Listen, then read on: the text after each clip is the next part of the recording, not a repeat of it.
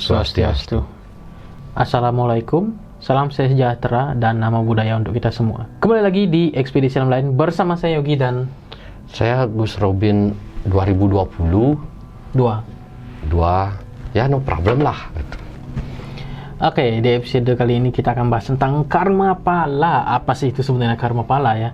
Kalau ini sebenarnya karma pala ini penyebutan di agama Hindu ya. Di agama Buddha itu disebut karma ya. Mengenal juga karma. Ini ada hubungannya dengan kehidupan.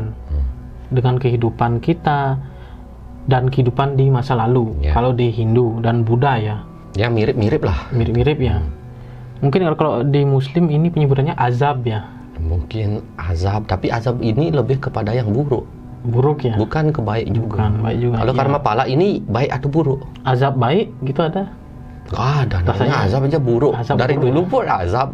Kita sering menonton televisi kan azab. Ya. Oke, jadi apa sih itu sebenarnya karma pala? Nah, karma pala itu, karma adalah perbuatan, pala itu buah. Jadi apa itu karma pala? Buah perbuatan yang kita perbuat selama di dunia ini. Karma pala ini itu ada 3 jenis.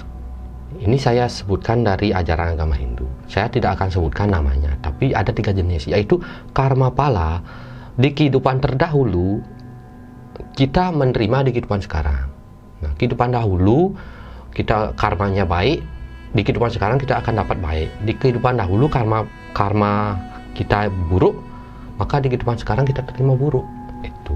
Jadi di kehidupan dulu kan, kehidupan dulu meninggal, terus terjadi reinkarnasi di kehidupan sekarang. Itu artinya. Nah, ada juga karma pala yang kita terima di kehidupan ini juga. Dibayar di kehidupan juga. Ya. Contoh, kita berbuat baik di dunia ini, kita dapat karma yang baik di dunia ini juga langsung. Kita berbuat jahat, kita dapat karma yang jahat juga. Nah, ini yang paling sering menurut orang ketahui. Mereka tidak tahu adanya karma pala terdahulu yang diterima sekarang, tapi lebih kepada, oh itu karmanya gitu. Karena dia berbuat buruk sehingga menerima buruk sekarang ini gitu. Yang banyak orang ketahui adalah karma yang diterima sekarang saja, tidak diterima dahulu. Ya, itu kan ada 3 ya. Yang pertama adalah karma yang dari dahulu, karma yang sekarang, dan yang terakhir karma yang akan diterima di kehidupan selanjutnya. Maksud kehidupan selanjutnya kita meninggal, habis itu kita reinkarnasi, kita dapatkan karma baik atau buruk kita di sana gitu. Nah, itu jenisnya. Kalau saya gini, kalau saya mengatakan ini memang benar-benar ada. Mungkin manusia tidak akan pernah bisa mengetahui karma kehidupan terdahulu dan yang akan datang di kehidupan datang, tapi kita belajar dari kehidupan yang sekarang aja. Apakah kehidupan kita menderita aja, ataukah kehidupan kita ini bahagia aja kan gitu ya? Kalau karma yang terdahulu kita terima di kehidupan sekarang kita terima, itu biasanya dia menderita terus di kehidupannya, atau dia bahagia terus di kehidupannya tanpa ada sebab. Apa penyebabnya gitu? Itulah penyebabnya adalah karma dahulu. Nah, diikat juga oleh dosa turunan. Kan kadang-kadang ini, saya ini sudah berbuat baik. Nah, di kehidupan dahulu dia ini berbuat normal lah perbuatan, tidak baik tidak jahat di kehidupan dahulu. Di kehidupan ini dia sudah terus berbuat baik dari kecil sampai dia dewasa, sampai umur 40-50, tapi kenapa terus menderita? Ini akan menjadi misteri dan tanda tanya bagi dirinya. Saya pernah ada orang yang konsultasi dengan saya seperti itu. Saya sudah terus berbuat baik, tapi kenapa saya rajin doa, berbuat baik, terus-terusan dia berbuat baik? Kenapa kehidupan saya seperti ini? Menderita gitu ya? Ya menderita. Kenapa kehidupan saya menderita terus-terusan sampai saya umur segini gitu, sekitar 50-an. Yang ketika saya bongkar adanya sebuah dosa turunan. Oh, ini ada hubungannya dengan dosa turunan. Yang ketika saya lihat leluhurnya itu dahulu suka mempermainkan wanita, membunuh, itu ada yang membunuh, menipu, mencuri gitu. Dia harus menerima. Mereka itu menerima sekitar, saya tanya dulu ya, berapa dosa turunan yang harus diterima oleh keturunannya?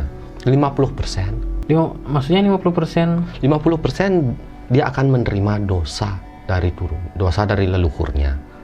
Leluhur itu kan banyak, ada orang tua, kakek, buyut, nenek moyang, itulah intinya. Itu 50% akan terus turun. Kalau keturunan yang sebelumnya tidak bisa menebus itu, terus lanjut sampai keturunan terus sampai terbayar tuntas. Manusia yang terlahir di dunia ini sudah sesuai dengan karmanya. Jadi jangan kita menyalahkan Tuhan. Kenapa saya lahir di sini? Kenapa saya lahir di keluarga seperti ini? Tapi itu kan menjadi rasanya nggak adil ya. Bukan kita yang Bukan berbuat. adil. Gitu. Adil ya? Adil. Kenapa saya katakan manusia yang terlahir di dunia ini sudah sesuai dengan karma hidupnya. Karma kehidupannya terdahulu, reinkarnasi sekarang dicelupkan dan direinkarnasikan ke keluarga yang sesuai dengan karmanya. Tidak sembarangan orang melahirkan orang. Jadi ini kan memang karena sudah diperhitungkan ya. Sudah diperhitungkan oleh Tuhan. Jadi nggak mungkin sembarangan gitu ya. Dia harus lahir di tempat tersebut untuk menebus dosa-dosanya terdahulu. Ada juga misalkan di kehidupan dahulu dia ini suka mencuri, suka segalanya, suka menyakiti apa-apa. Di kehidupan sekarang dia dilahirkan di tempat yang seperti itu, di keluarga seperti itu. Bisa. Nah, kalau misalkan nih yang berbuat itu adalah orang tua gitu kan. Ini kan anak nih, udah meninggal orang tua. Jatuh ke berapa jumlah anak-anaknya? Kalau seandainya dia tidak punya anak, dia akan menjatuhkannya ke saudaranya. Sekarang ini kan anaknya tidak tahu apa-apa nih. Orang tuanya berbuat hal yang tidak baik, itu karma buruk lah, meninggal. Jadi kan anaknya yang menanggung kan. Padahal anaknya kan nggak tahu apa-apa gitu. Ya karena anaknya sudah dilahirkan sesuai dengan karma kehidupan terdahulunya. Contoh karma kehidupan dahulunya itu buruk. Oh, sebelum orang tuanya ya, sebelum ini orang tua. Jadi pasti dia ada garis lingkarasinya ya dalam keluarga ini itu. Kan sebelum lahir saya sebutkan. Contohnya, saya sebelum lahir, saya di atas dulu. Kamu akan lahir di keluarga ini seperti ini. Ini karena kamu telah berbuat seperti ini dahulu gini. Itu dikasih tahu dulu kita. Dilahirkanlah kita ke sana. Entah kita akan cacat, entah kita akan kaya, entah kita akan miskin. Sesuai dengan karma kehidupan kita terdahulu. Makanya tidak sembarangan orang itu memilih. Orang itu melahirkan dari atas, tidak sembarangan melahirkan orang. Orang lahir ke dunia ini tergantung karmanya. Jika dia karmanya baik, dia akan lahir di tempat kaya, gagah, ganteng gitu. Gagah, cantik juga bisa. Tapi bisa saja kadang-kadang orang itu lahir di keluarga kaya, dia cacat. Berarti di kehidupan dahulu dia ada berbuat sesuatu hingga menyebabkan dia cacat. Tuhan, malaikat dan dewa atau yang lainnya melahirkan orang itu tidak Tuhan, lebih tepatnya Tuhan ya, bukan dewa atau malaikat. Tuhan itu melahirkan manusia tidak sembarangan. Mereka akan melihat karma terdahulunya. Ini adil menurut saya. Kalau seorang karma kehidupan terdahulu itu jelek, sekarang dia lahir di tempat yang orang kaya, gagah dirinya gagah, kan nggak adil. Misalkan saya meninggal, saya belum tentu lahir di keluarga ini lagi, bisa keluarga lainnya, bisa di luar negeri, gitu. Bisa di alien gitu ya. Bukan. Karena begini maksud saya. Ya. Kan orang pikir itu reinkarnasi. Kita meninggal, kita akan menjadi anak dari anak kita atau keluarga itu aja, bolak-balik itu aja. Tidak. Reinkarnasi itu bisa kita lahir di tempat lain, di keluarga lain, bahkan kita bisa lahir di negara-negara lain, bukan menjadi orang Indonesia lagi, bisa. Tapi garis bawah, hampir 90% orang lahir di lingkup itu doang. Lingkaran keluarganya. Hampir 90%. Namun 10% lebih itu orang itu lahir di tempat lain. Bahkan bisa beda agama, beda negara. Karena pahala dan dosanya itu nggak nyambung, nggak sesuai dengan keluarganya gitu. Atau ada hal sesuatu yang memang diinginkan Tuhan. Iya. Ada nggak kalau misalkan dia karma palanya gini, dulu dia berbuat baik gitu, berbuat baik ya, lalu dia lahir terus menderita. Biasanya menderita di awal aja. Menderita nih biasanya, itu kan biasanya. Ini nggak biasa nih. Menderita sampai meninggal. Oh, ada. Oh, nggak ada. Nggak ada. Pasti dia dibayarkan. 1.000.000% nggak ada. Nggak. Begini biasanya contoh. Saya contohkan. Dia ini lahir pahalanya besar sekali, sudah dapat surga dulu, surga tingkat paling tinggi ini, dilahirkan lagi ke dunia ini. Di keluarga menderita, keluarganya nggak punya apa, miskin, menderita. Pasti si anaknya ganteng gitu ya. Anaknya biasalah, gitu ya. biasalah normal, anaknya pantas, anaknya pantas, nggak terlalu ganteng misalkan. Nggak harus ganteng, dia biasa. Nggak harus ganteng, Nggak, biasa orang. Ya, tapi nggak ganteng sempurna. Maksudnya biasalah, pantas lah orangnya gitu. Nggak ganteng ya, biasa ya. Terus Orang biasa ya. ini ya Lanjut. perjalanan hidupnya dia ini, itu di awal kehidupannya dia itu menderita sampai setengah umur atau sampai umur 20 tahunan atau sampai umur 40 tahunan. Setelah umur itu dia mendapatkan anugerah hingga dia bisa menembus kemiskinan itu, mengubah 180 derajat hingga terjadi sesuatu keajaiban. Nah, orang-orang seperti itu biasanya adalah orang-orang yang diutus oleh Tuhan, alias garis bawah utusan Tuhan. Karena sangat jarang orang lahir dari pahala tinggi ke tempat orang yang biasa saja ataukah keluarganya menderita, itu jarang. Apalagi mukanya biasa, keluarganya menderita, keluarganya hancur, itu jarang. Biasanya ada sesuatu misteri pada orang tersebut. Di waktu yang sudah ditentukan oleh Tuhan, dia akan mendapatkan sebuah anugerah atau kemampuan atau anugerah yang bisa mengubah hidupnya. Dapat uang kaget gitu ya. Nah, bisa saja dia akan uang kaget jadi orang kaya raya. Iya, kan biasanya gitu kan, uang kaget. Contoh Jack Ma mungkin ya. Bisa. Ya, saya contohkan sedikit gitu. Iya, bisa. Ya, saya contohkan Jack Ma ya sedikit. Sulit sekali mencari contoh. Beberapa orang juga utusan-utusan Tuhan itu, kalau saya lihat utusan-utusan Tuhan, belum ada yang lahir di tempat kaya. Ada. Maaf ya, ralat sedikit. Ada yang lahir di tempat yang orang kaya, namun kebanyakan lahir di tempat orang biasa atau sederhana ataukah orang yang nggak punya, miskin. Mereka sengaja dilahirkan di sana agar survivor, atau mereka itu bisa survive hidupnya, bisa lebih gini, mempunyai pengalaman hidup agar bisa menolong orang-orang yang seperti dia nantinya.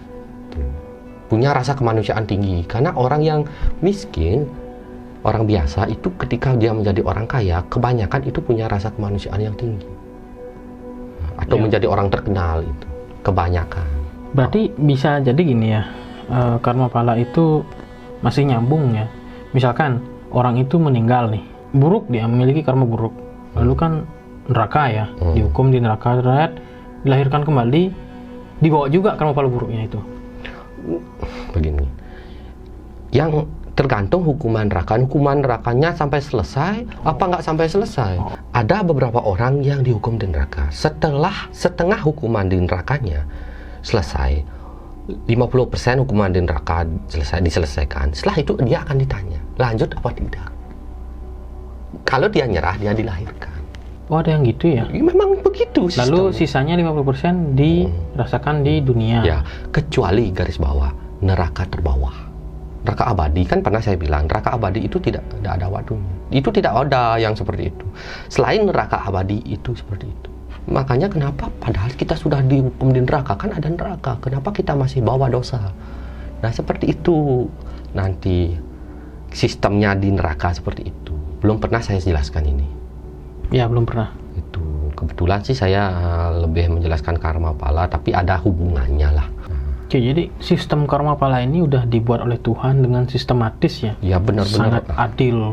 Ya, benar-benar rumit untuk kita pikirkan, tapi yang punya sistem itu Tuhan sendiri, dan bawahan-bawahannya hanya menjalankan. Seperti dewa malaikat hanya menjalankan tugas Tuhan. Jadi mereka juga tidak bisa berbuat apa-apa. Yang udah takdirnya. Ya. Kalau udah Tuhan yang berkehendak, ya kita nggak bisa ngapa-ngapain ya.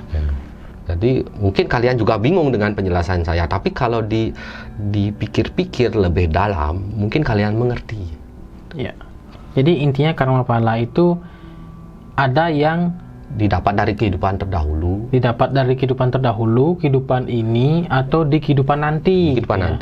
Misalkan kita udah berbuat baik nih, di kehidupan sini. di sini, tapi kok nggak ada, kok terus saya menderita Ya, ya, gitu. ada juga. Nah, Ada hubungannya mungkin dengan kehidupan yang dahulu, atau mungkin saja disiapkan untuk kehidupan selanjutnya gitu ya, biasanya yang seperti itu disiapkan untuk kehidupan di akhirat ya. kehidupan di akhirat. Jadi kebanyakan orang yang di akhirat adalah bukan orang kaya, bukan orang cantik, bukan orang kaya. Kenapa? Orang cantik, orang ganteng banyak ujian hidupnya, banyak berbuat zina kadang-kadang, kebanyakan ini. Tapi tidak semuanya.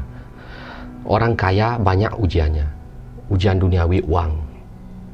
Sombong apa enggak? Ya, sombong enggak dan tidak mau membantu pelit, itu juga masuk kriteria minus. Serakah. gitu ya. Serakah, contoh korupsi, terus mencari kekayaan dan membuat orang menderitakan orang demi kekayaannya. Banyak seperti itu. Nah, lupa akan Tuhan orang kaya kadang-kadang kan gitu.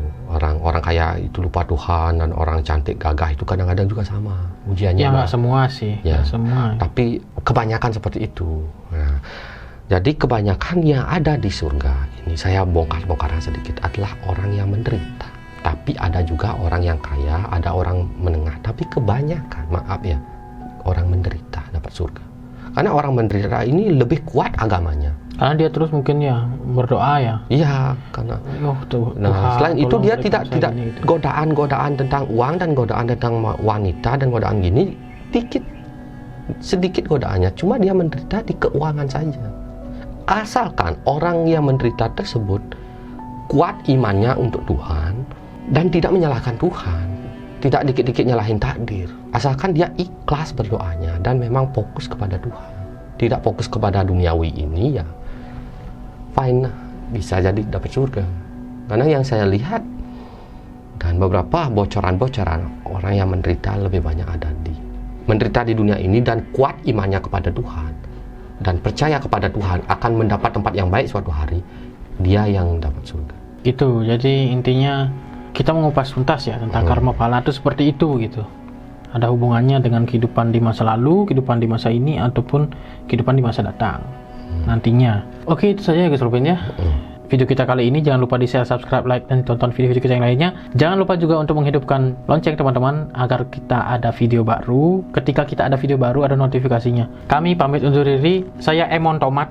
Nggak keren ya, saya Jonathan Gus Robin. Nggak keren Emon Tomat. Sampai jumpa di video selanjutnya. Pramu Santi. Om Santi Santi Santi Om. See ya.